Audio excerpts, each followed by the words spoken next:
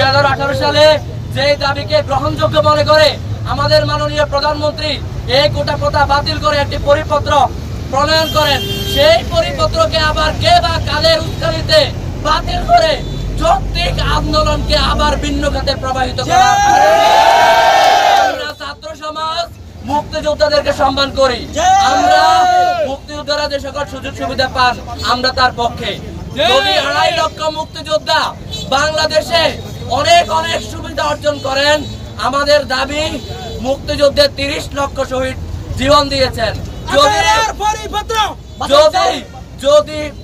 যদি মুক্তিযোদ্ধাদেরকে তাদের সন্তান তাদের নাতি নাতনিদেরকে এত সুযোগ সুবিধা দেওয়া হয়, আমার তো মনে হয় শহীদদের সন্তান নাতি নাতির ঘরের পুতির ঘরের খুঁতিদেরকেও কোটার আওতায় আনা উচিত।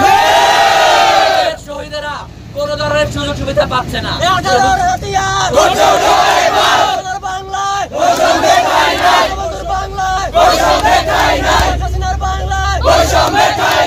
আমরা আদালতের রায়ের ব্যাপারে শ্রদ্ধাশীল।